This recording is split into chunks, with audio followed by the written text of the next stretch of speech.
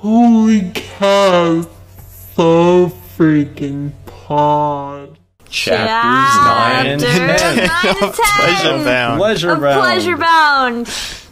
I'm Burls. I'm Bread. And I'm Berrydoom. Welcome to the podcast. Welcome to the podcast. In this chapter, Bella travels to Edward's house while recounting to no one in particular the qualities of her badly constructed ensemble. She immediately assumes a submissive persona, which Edward largely ignores in favor of fucking her face on arrival. They eat. After dinner, Edward takes Bella to the playroom for some more sexy times, only to spend most of the time choking her to death. Bella miraculously survives and considers that Edward might know what he is doing. Edward concludes the experience with some amateur photography of Bella covered in his ejaculant. Surely a beautiful chapter. 2 chapters. I did like a lot of things in this. As usual, there's a few questionable things that need to be addressed by the author, but no, there's a few good things that we could look at. Yeah, I think that actually, in a lot of cases, some of this is better than Twilight, but we will get to that. Oh, yeah.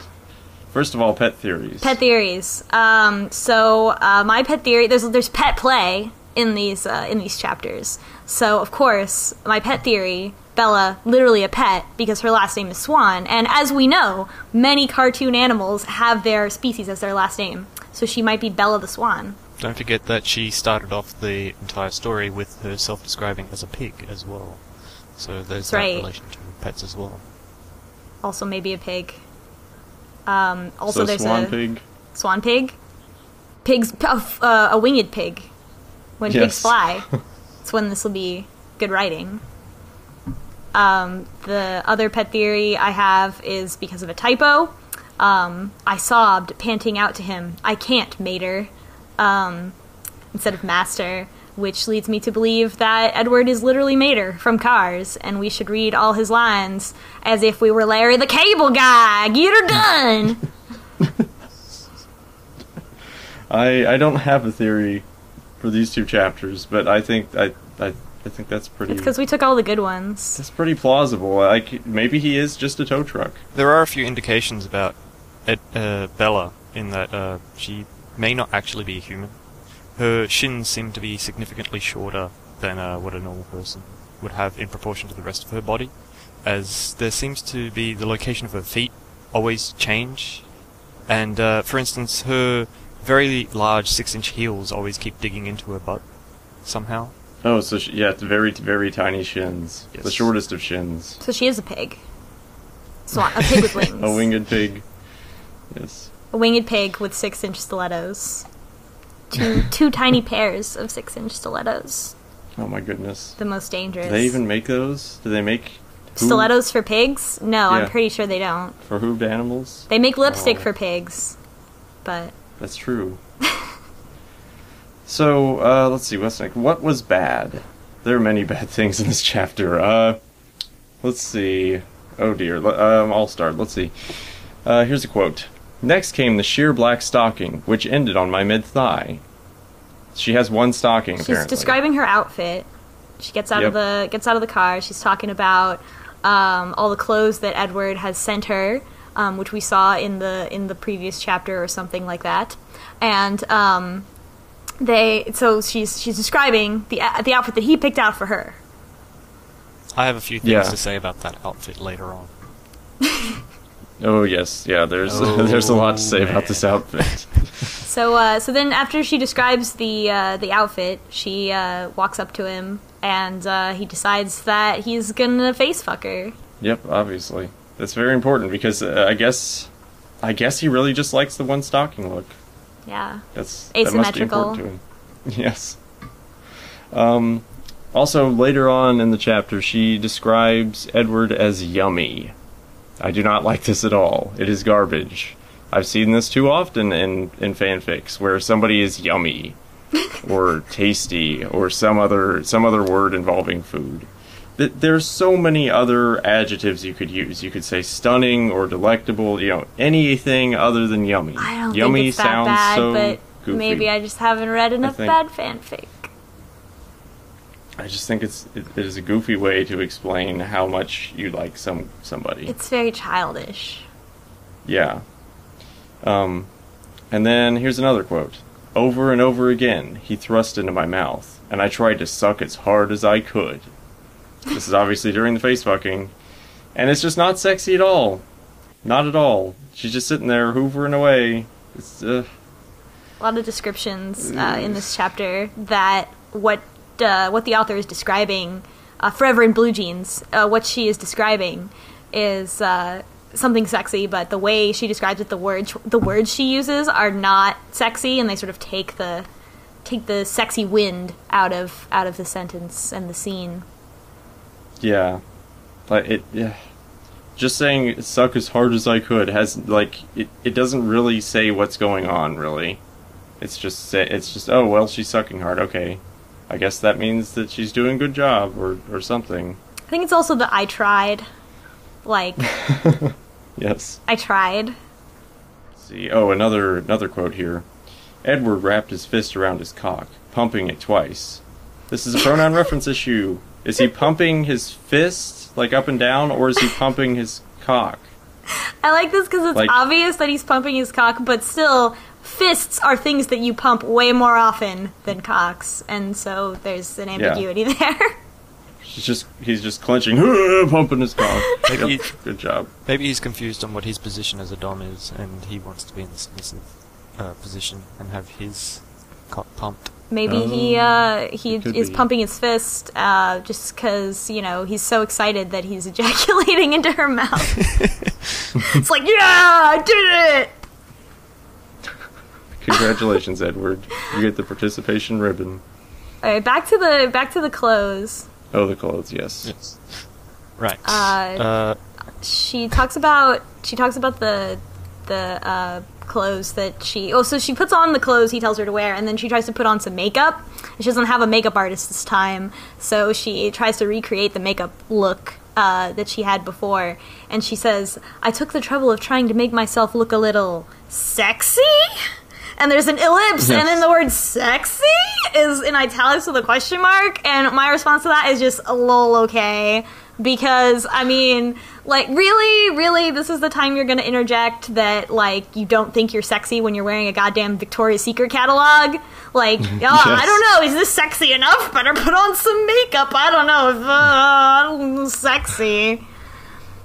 How does this work? I'm just putting on stuff all over my face. Also, my favorite part of any erotica is how they talk about junk, including Edward taking out his beautiful cock.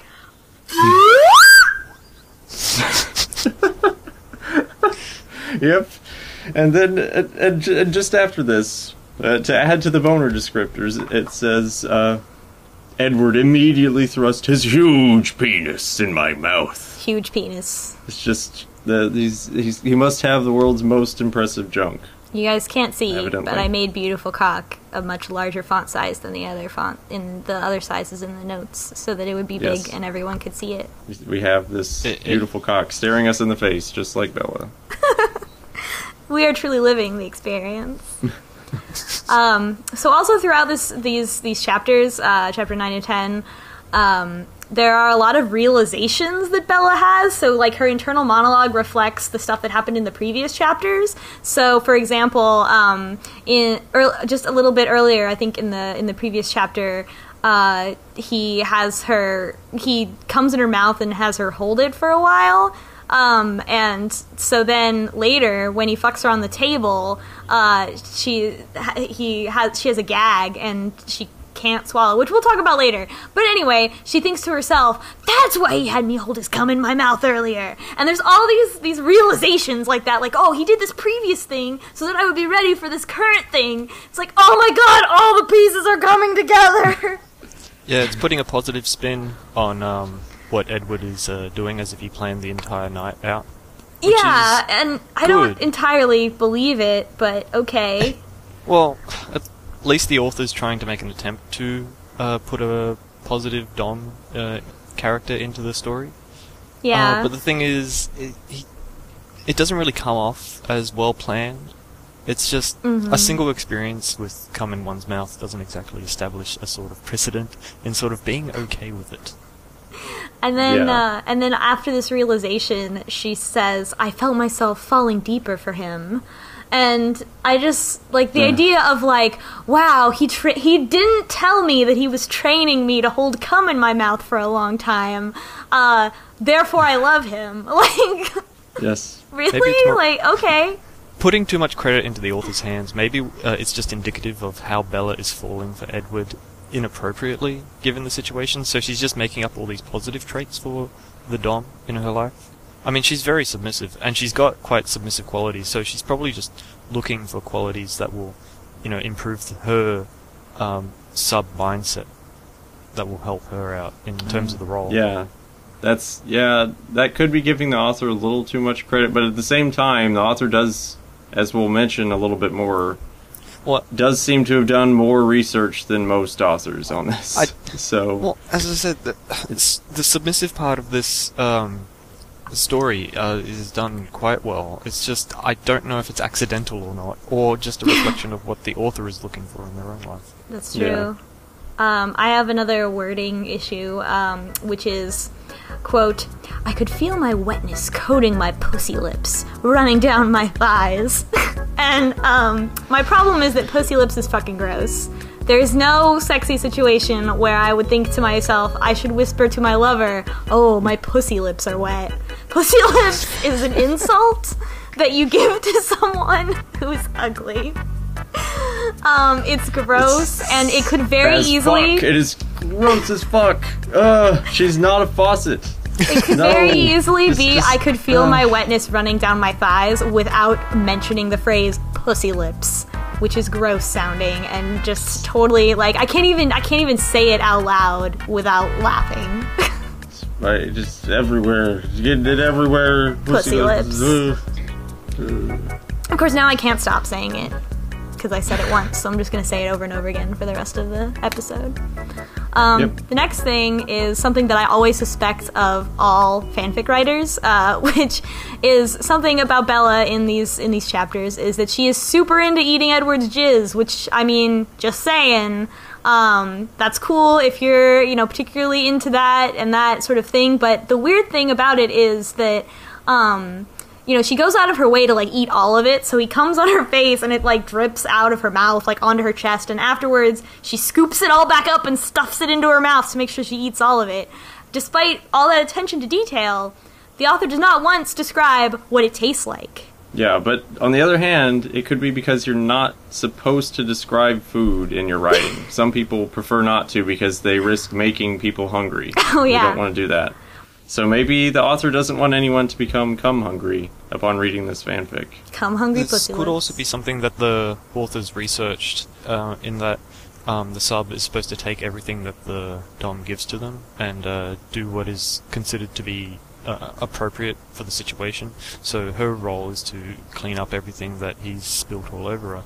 But the problem is the author hasn't established that as a trait of this relationship, but it is common in other fiction. When it comes to this sort of relationship, but the author just completely glosses over it. That still doesn't explain why the author doesn't describe what it tastes like, which is my interpretation is, like most fanfic writers, she doesn't actually know what cum tastes like, so there was no way for her to describe it. And in my notes I wrote, "What kind of cum is it? Tell me, but how does it taste? Is it great? Is it awful? Like, give me some words here. At least a little bit of words. I don't understand." I mean, I guess maybe every dude's cum tastes different, so you're supposed to just imagine. Well, then his should be super awesome or super terrible. Or something.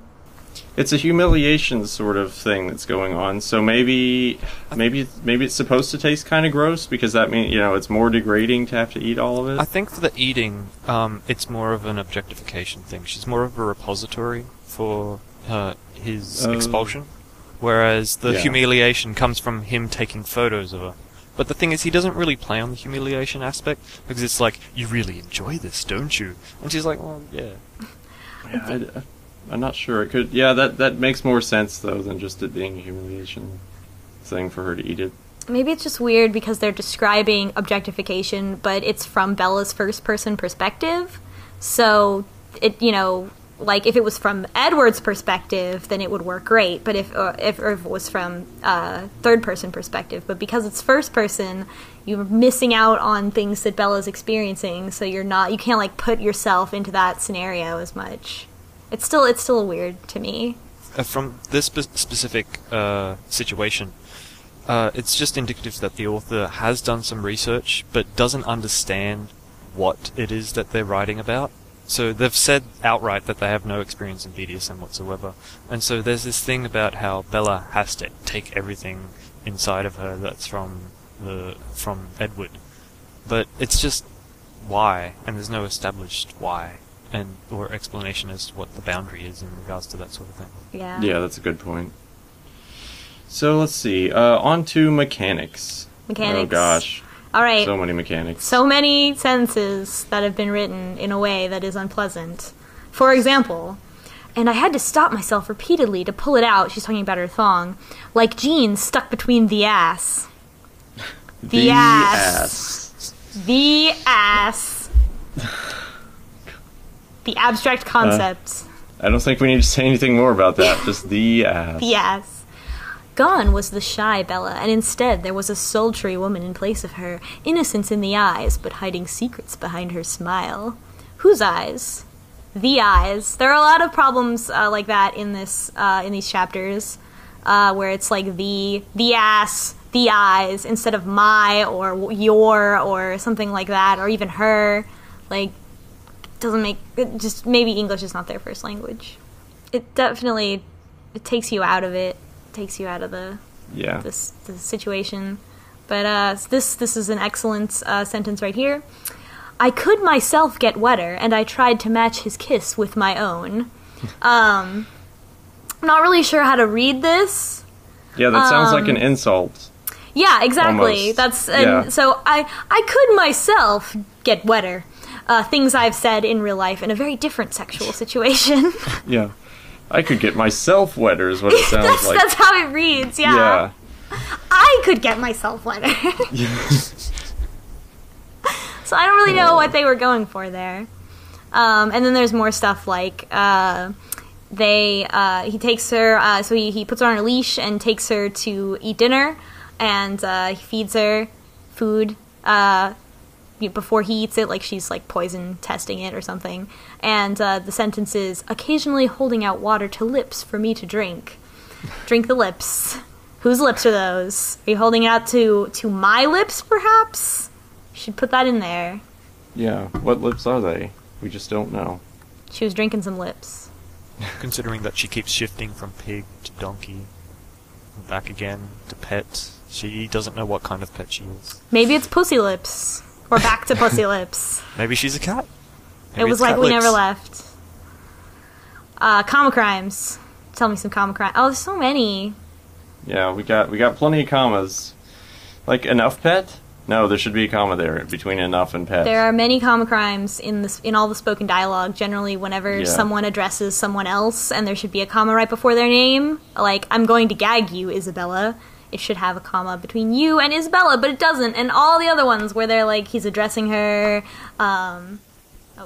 Edward responds to Bella at one point and simply says, "No slut," and instead of "No slut." Yeah. No slut, Sherlock. And then let's see. Oh, he then took my bottom lip between his teeth, sucking lightly, before biting down on it hard and then soothing it with his tongue. There really, really, really needs to be commas before and after hard. There are other ways you could fix this, but that's my preferred way. That whole sentence so it's is just kind of a before mess. biting down on it hard and then soothing it with his tongue. Also, soothing it with his tongue.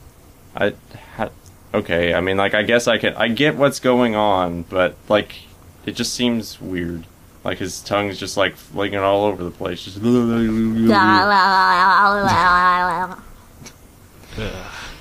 are also a lot of misspellings, including the thong's misspellings, which comes up more than once. Yes. It's important to emphasize this. They pluralize thongs when it's not supposed to be. Damn it, autocorrect. I could feel the wetness that was now running down my thighs, ruining the thongs that I was wearing. And then I felt Edward pull down my thongs along with the garter I was wearing. Which the only rational conclusion here is that she's so wet that she needs to wear several layers of thongs. Because she has no other underwear. It's just like a bunch of thongs, all like layered up there, like a diaper, a thong diaper. Alternatively, the author is Australian, and what the thongs that she's wearing is the kind of footwear, flip-flops. Yeah, just on her vagina. God. Several layers. Oh, wait, she's got like a skirt made out of sandals, maybe? Is that what you're saying? Maybe she changed footwear. I don't know. This is... She ruined the shoes that she was wearing because she was so wet, so I think that Bella has dehydration problems. I feel like I'm a little worried about her right now. Once again, she is not a faucet. Please, author. Please don't do this to us. Let's see, another mechanics thing. I tried begging again, my words sounding like baby noises. No. Also safe word. Yeah. Please do not make baby noises in this fanfic. That is all I'm going to say. The author... another one is... Oh, go ahead. The author hasn't heard what someone sounds like when they've got a gag in their mouth. It does not come out as baby noises. Yeah, you'd have to be doing it intentionally, in which case I don't want to think about it. And that's a different kind of relationship altogether. Let's not. Yes. Let's see. Oh, I opened... another quote. I opened my palm, letting the bell fall from my hand and onto the floor with a thud that echoed in the room. Somehow this bell just thuds. No jingling.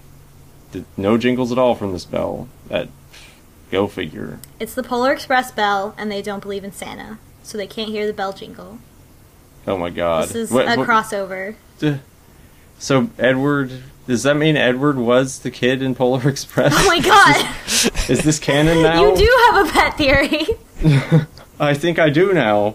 Holy shit. He saved it all this time. Oh my god. So Edward has stopped believing in Santa and gone on to become a dominant. Yeah. And he kept the bell. It's important to him, but he can't quite remember why. That's so sad. It is. Also, the bell is, the reason she has a bell, which we'll talk about in a minute, but she has the bell because she has a gag in her mouth while she's on the table. And so they can't, so she can't say the safe word, so he has her drop a bell instead. Which is nice. Yep. And believe it or not, there is a single Americant. Americant! Yes. It's, the sentence is, this will stop you from vocalizing properly. And the vocalizing is spelled with an S, which is the British spelling.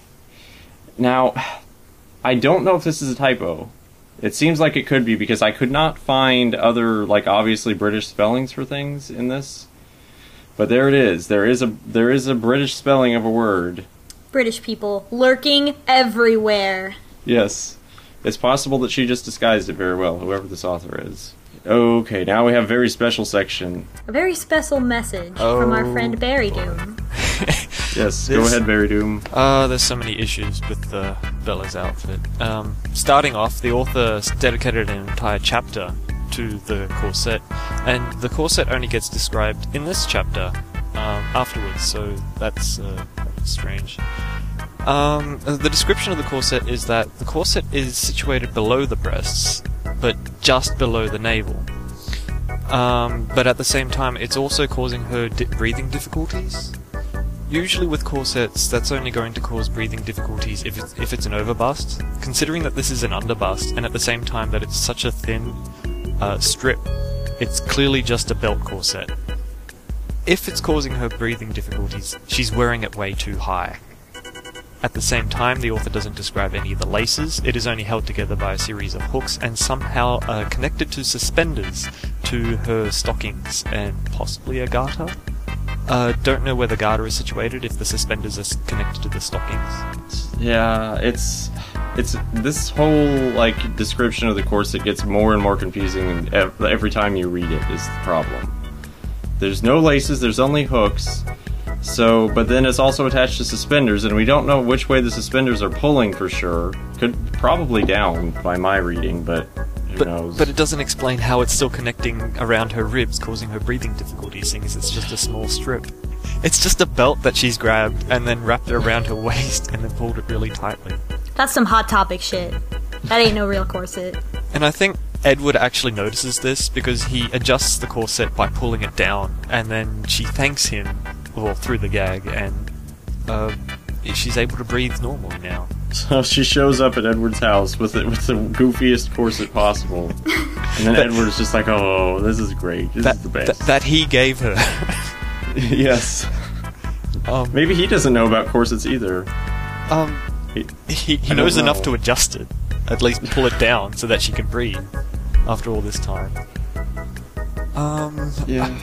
More about the outfit. She's wearing heels that she can barely walk in while driving, and at the same time they cause her pain even when she's not standing on them, so they're clearly the wrong size. This all leads into my theory that all of these clothes, like Edward told like Alice or someone to like go get the clothes for him. He just like made a list and he was like, go get these things and bring them back. And it was like, uh-oh, what's gonna happen this time? Wah, wah, wah. And Alice goes on this ridiculous misadventure, over to, I guess, like the mall or something, where she's gotta get all of this stuff. And then she's like, oh, there's some heels that are like this, but they're out of like a size 9 or whatever Bella is. And she's like, oh, I'll just get a size 5, it'll be fine. Yep, good enough. Remember, everybody has feet, so they can just wear shoes. Any shoe. And finally, when she's finished this entire outfit, she looks into the mirror and then thinks to herself, Edward wouldn't know what hit him, she thinks, giggling. Yes he would. He gave you the outfit. I think he knows precisely what he's getting. On the other hand, maybe Edward actually had no idea what the outfit would look like because he just bought a conglomeration of random things and he's like, I wonder what's going to happen. Is she actually going to wear this? Oh, right. Maybe he just he just drew a picture and, like, gave it to Alice and was like, this, I want this. And that's why there's so many problems, because it's a shitty picture. Oh, God. She's like, what is this line? I better get suspenders and a garter, just in case. Yeah. And back to the heels, this was something that really bugged me. She's wearing heels, like 6-inch heels, which she cannot walk in at all, while driving a truck. That just screams like horrifying accident waiting to happen.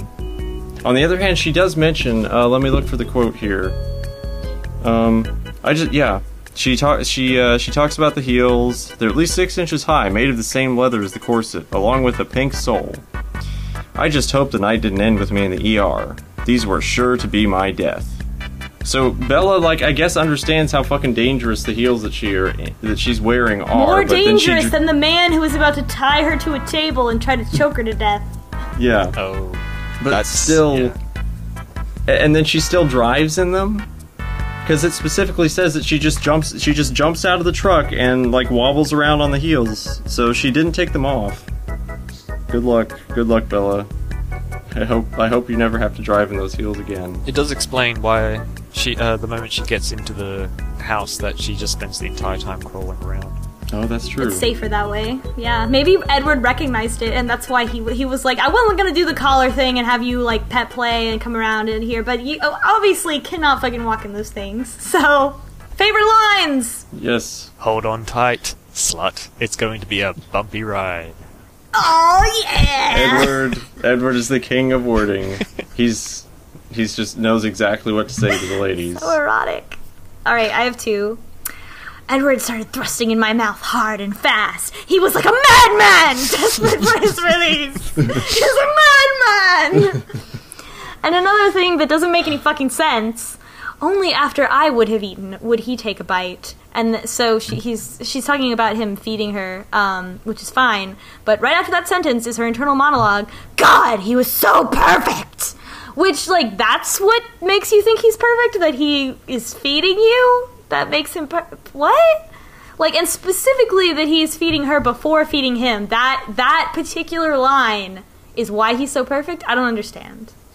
There's a very intense mix of romance and, like, different kinds of romance. There's, like, the eating at the table, a nice dinner romance, but then there's also the pet-caring romance, but then there's the sexual romance. But the thing is, it all meshes together in all these different ways that just don't make sense. And she could have described it more if she really, Yeah. like, it's just like, oh, he's perfect, and no, like, this is why. Let's see. Oh, my favorite line is a misspelling, but I don't care because it is so perfect. It says, again and again, Edward brought down the blogger. Fuck Tumblr! She's beating someone with a Tumblr user. Not a flogger, but a blogger. No, he brought them down. Like, he insulted them so much that they deleted their Tumblr. Oh, shit. Oh, my God. Again and again, Edward Cullen, cyberbully. He's destroyed all of the Tumblr user base. What a jerk. Let's see. Oh, what was good? What was good? Consent! Everyone Yes. wanted to be there. It was never ambiguous. Which That was actually good. leads up to my actual favourite line, which is, I'm going to gag you, Isabella, Edward said in a commanding and serious tone. This will stop you from vocalizing properly, and therefore, if and when you want a safe word, you will drop the bell. Do you understand? That's actually good planning on his part. Yes, congratulations, Edward. You were not a shitty person. Gold star. Yes, you have not called any of this situation or scene into question by being a horrible jerk. And that's on his side. So, as a dominant, he's actually being a good person. And on Bella's side, she's getting into this situation, and she's being excited about it. The author puts up this, writes Edward as having an expectation for Bella to hate herself for liking what she's into, and then Edward is basically kink-shaming. But Kink-shaming! Bella's enjoying herself. She's engaging with her role as a submissive, and she's just having a good time. And that's nice. Yes. I really like that. And we have her internal dialogue to make it clear to us that she is really into this and enjoying everything about it, even if her spoken dialogue doesn't reflect that because she's in a submissive role, which is really good. Bella may not have any experience in this, but she's at least read about it, and, you know, possibly as much as the author has, but it's enough to indicate there is some healthy interest, and they're engaging with it at least a level of understanding where they would have a happy life together if it wasn't for what happens in the play. Safe word.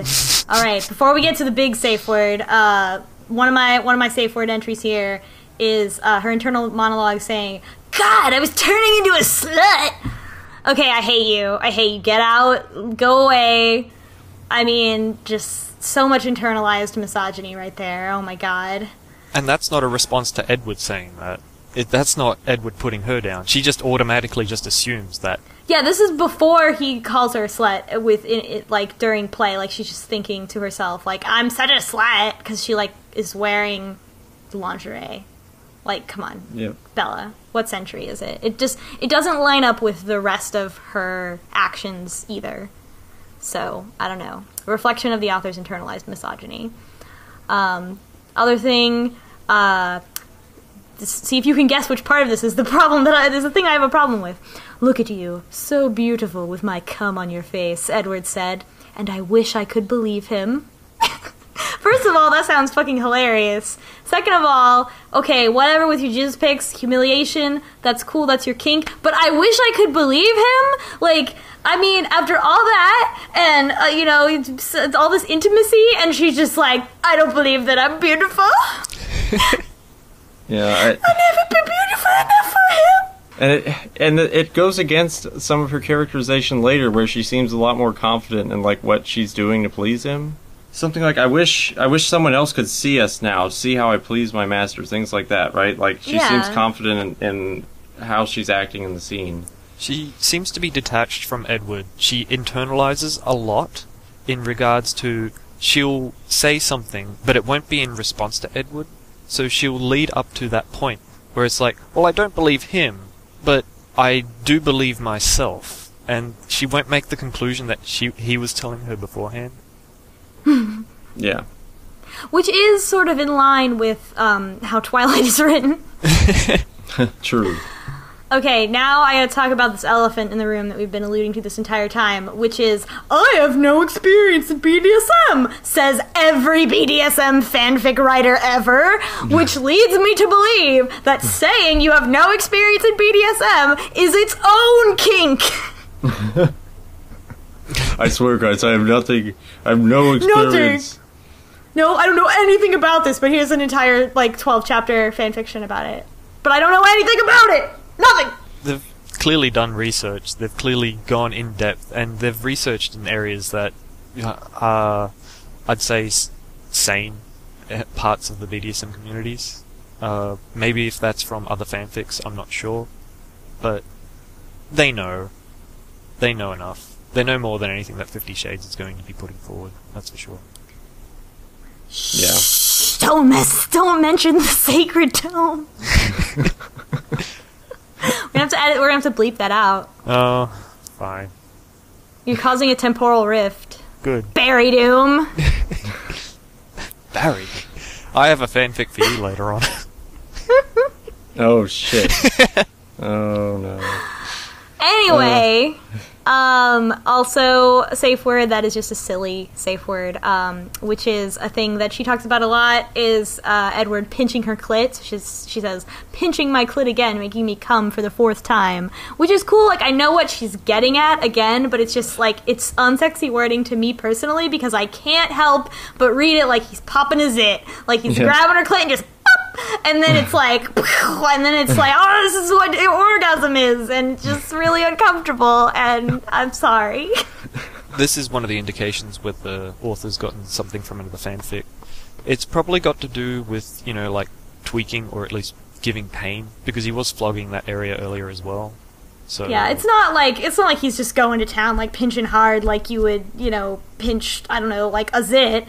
It's more gentle than that, but it's still, I can't not read it like that. It's just weird and awkward. Yep. And I have a fairly simple safe word. It's just when she's giving him a blowjob, giving Edward a blowjob, she says, quote, running my teeth gently along his length. So she's getting all toothy with it, and I do not no. Put those teeth away. No. Maybe that's personal preference. Maybe Edward likes it. Yeah, fair enough. She uses her teeth a lot. Yeah, but I just personally think that it's no. And then we get to the big safe word. Yes. Number 1 safe word. When she's being tied to the table, Edward pushes her back onto the table, and her rear is laying off the edge of the table. Her position is supposed to be indicative of a spread eagle position, but she's facing upwards while her legs are dangling off.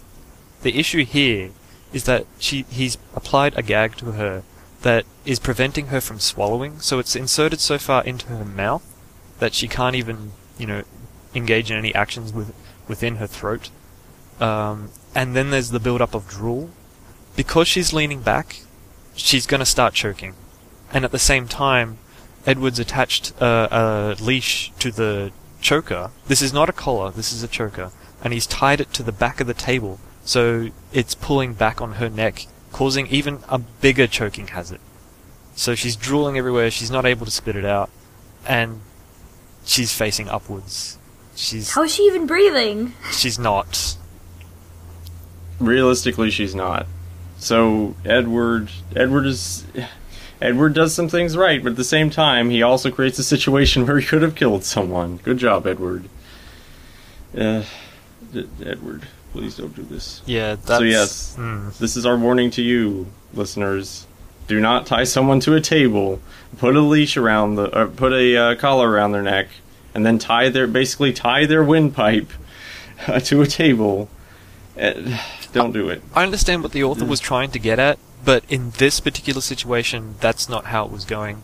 The collar was definitely described as a choker earlier on, and it is very tight around her neck. And it's pulling backwards behind her. That's just not going to work out well for anybody. Oh, let's see. Oh, spoiler dungeon. Spoiler dungeon. Damn it. Do it. Yes! So, what does Bella do afterwards to become even more of a sub? Read what I wrote. Important. Read the words that I wrote for you to ask. Does Bella go into subspace? Please tell me. It's so important for me to know. Okay, well, Bella does go into subspace. For some reason, she's not in subspace in this chapter, but in chapter 13, Edward is yelling at her about how she went into subspace in one of the previous chapters, and he says to her, "Do you know how fucking dangerous it is for a new submissive to go into subspace? You could have died. She could have died." I read those notes, and I looked ahead, and I don't want to read this anymore. Right now, I'm trying to prevent myself from punching my chair, because that's just making me so angry. We should clarify here why we're so grumpy about this.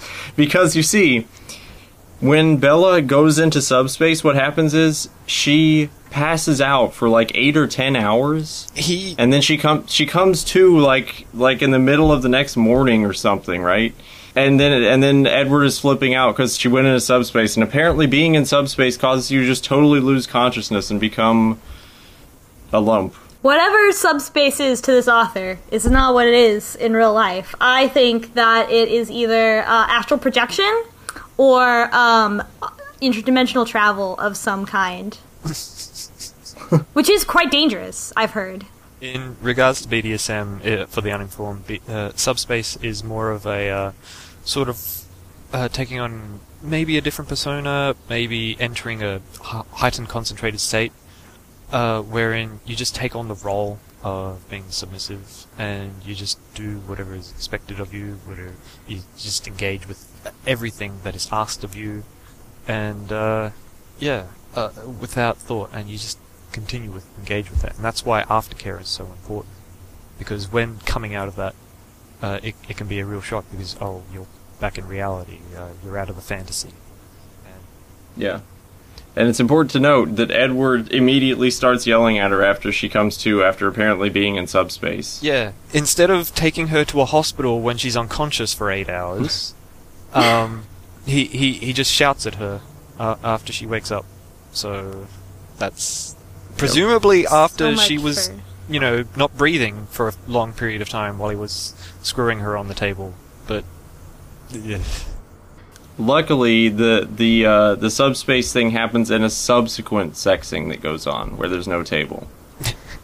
So delayed asphyxiation. Yeah, I guess that could be it. I think she had a seizure. He should have taken her to the hospital. But nope, that's not what happened. All right, anything else? See. I don't think there's anything. The end. Later, baby. God damn it. This